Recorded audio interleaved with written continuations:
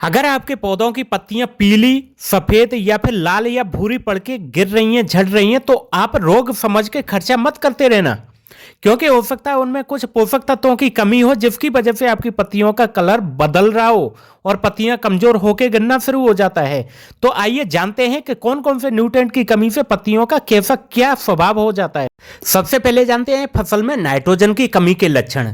Nitrogen की कमी सबसे पहले सबसे पुरानी पत्तियों पे दिखाई देती है, जो पीली या फिर पीले हरे रंग की हो जाती हैं और बाद में मौसम में पलटी पर उल्टी वी आकार की या फिर भाले के कलर जैसी दिखाई देती है, जो पत्ती की नोक से शुरू होकर पत्ती के आधार की ओर बढ़ती जाती है।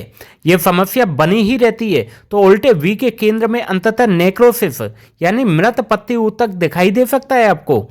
यह कमी पौधों में पुरानी पत्तियों से नई पत्तियों तक फैलती ही जाती है। तो नाइट्रोजन की पूर्ति करने के लिए अपनी फसलों में आप यूरिया का इस्तेमाल कर सकते हैं, या फिर स्प्रे के माध्यम से नैनो लिक्विड यूरिया का इस्तेमाल कर सकते हैं, या फिर आप एनपीके में 19-19, 20-20 या फिर 18-18 का भी प्रयोग करके नाइट्रोजन की पूर्ति कर सकते हैं। इसके बाद बात करते हैं फास्फोरस की। आमतौर पर युवा पौधों पर फास्फोरस की कमी वाले पत्तों पर हरा गहरा रंग हो जाता है, जिससे सिरे से शुरू होकर पत्तियों के किनारों तक लाल से बैंगनी रंग के होते जाते हैं। ये कमी पुरानी पत्तियों में देखी जाती है। कोई भी मिट्टी की स्थिति जो जड़ों की वृद्धि को सीमित करती है, ठंडा तापमान या फिर गीली या बहुत शुष्क परिस्थितियों में संघनन होती है। मिट्टी में पर्याप्त फास्फोरस स्तर को साथ भी कमी को प्रेरित कर सकती है।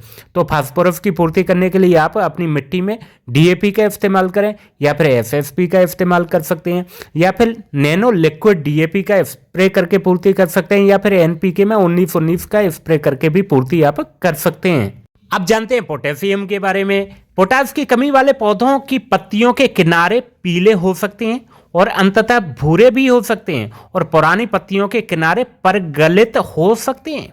बाद में मौसम में पोटास की कमी से फसल गिर भी जाती है, क्योंकि डंठल पतले और कमजोर हो जाते हैं। तो इसकी पूर्ति करने के लिए आप पोटास का भी प्रयोग कर सकते हैं अपनी जमीन में बोवाई के समय मिट्टी में मिला के, या फिर एनपीके में आप नैनो पोटास या फिर लिक्विड पोटास भी ले सकते हैं, या फिर बहुत सारी कंपनियों का चिलेटेड पोटास भी आने लगा है छोटी पाउचों में, वो भी आप स्प्रे में दे सकते हैं, या फिर एनपीके में 19-19 का भी प्रयोग करके पोटास की पूर्ति आप कर सकते हैं। इसके बाद आइए अपन जानते हैं सल्फर के बारे में। सल्फर की कमी वाले पौधों की पहचान सबसे छोटी पत्तियों पे पीले रंग की धारियां देख के की जा सकती है, खास तौर पर पत्ती के किनारे पे, क्योंकि सल्फर पौधे के भीतर आसानी से स्थानांतरित नहीं होता है। यह ध्यान से सुनना। पौधों के शुरुआती विकास के दौरान सल्फर की कमी को अक्सर नाइट्रोजन की कमी के साथ भ्रमित किया जाता है, यानी किसान कंफ्यूज हो जाते हैं कि इसमें नाइट्रोजन की कमी है तो यूरिया डालने लगते हैं, लेकिन वो सल्फर की कमी होती है। लेकिन नाइट्रोजन की कमी होने पे निचली पत्तियां पीली हो जाती हैं और सल्फर की कमी पे ऊपर वाली पत्तियां पीली होती हैं। तो यहाँ पे आपको बेफल ध्यान रखना है। सल्फर की पूर्ति करने के लिए आप बेंटोनाइट सल्फर बुवाई के टाइम पे दे सकते हैं, या फिर लिक्विड सल्फर का स्प्रे कर सकते हैं, या फिर सल्फर 90% आप सिंचाई के माध्यम से प्रयोग करके भी इसकी पूर्ति आप कर सकते हैं। आप पहचानते हैं जिंक की कमी को। जिंक की कमी नसों के बीच हल्के हरे से सफेद धारियां के रूप में पत्ती के आधार से शुरू होकर नई पत्तियों की नोक तक फैली चौड़ी पत्तियों में के रूप में देखी जाती है। गंभीर कमी के मामले में नई पत्तियां लगभग सफेद सी होने लगती हैं। छोटे इंटरनोड्स के कारण बौने पौधे स्पष्ट रूप से दिखाई देते हैं। पत्तियां एकदम मुड़ जाती हैं, नई पत्तियां निकल नहीं पाती हैं, नई कलियां या नए फूल नहीं निकल पाते हैं। पत्ती एकदम से मुट्ठी आकार जैसी हो जाती हैं, बिल्कुल सिकुड़ जाती हैं, मुड़ जाती हैं, और नई पत्तियां निकलने में बहुत दिक्कतें आती हैं। तो इसकी पूर्ति करने के लिए चिलेटेड 12% जिंक ईडीटी आप दे सकते हैं, या फिर मोनो जिंक का भी प्रयोग आप करके इसकी पूर्ति कर सकते हैं, या फिर लिक्विड 39.5% का 1.5 से 2 ml पर लीटर पानी में मिला के स्प्रे करके जिंक की पूर्ति करके आप इसकी कमी को खत्म कर सकते हैं। इसके बाद अपन बात करते हैं मैग्नीशियम के बारे में। पौधों में मैग्नीशियम की कमी को शुरू में क्लोरोफिल की कमी के कारण पत्तियों में सिराओं के बीच में पीले या सफेद रंग की धारियों के रूप में देखा जाता है। यानी मैग्नीशियम की कमी होते ही पौधों की क्लोरोफिल कम हो जाती है, जिससे पत्तियों में गहरा हरा रंग जो होता है वो खत्म हो जाता है, जिसके परिणाम स्वरूप पत्तियों पे हरी सिराओं में पीले ऊतक के साथ पूरी लंबाई की धारियां विकसित हो जाती हैं।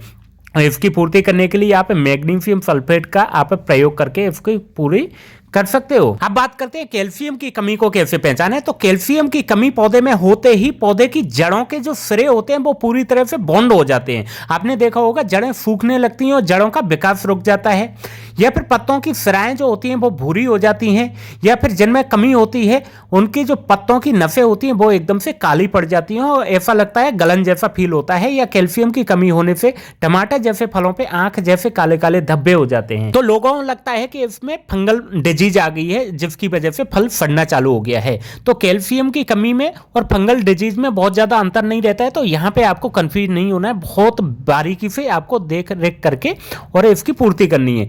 कैल्शियम की पूर्ति करने के लिए कैल्शियम नाइट्रेट जो साबुदाने जैसे सफेद दाने आते हैं वो 8 से 10 किलो प्रति एकड़ में देके आप पूर्ति कर सकते हैं, या फिर चैलेटेड कैल्शियम आता है वो 1 ग्राम प्रति लीटर पानी में मिला के अच्छे से घोल के स्प्रे करके पूर्ति आप कर सकते हो।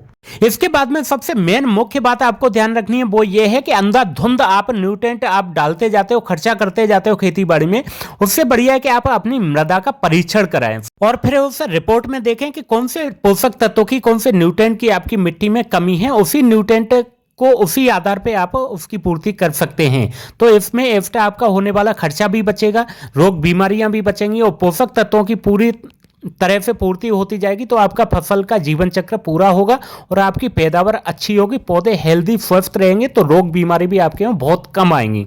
तो ये वीडियो अच्छा लगा हो तो इसको लाइक करें, अपने यार दोस्तों मित्रों रिश्तेदारों तक शेयर करें और ऐसी ही खेतीबाड़ी से संबंधित जानकारी के लिए हमारे चैनल को सब्सक्राइब करें। गारंटी है कि आपकी हर एक समस्या का समाधान है हमारे पास।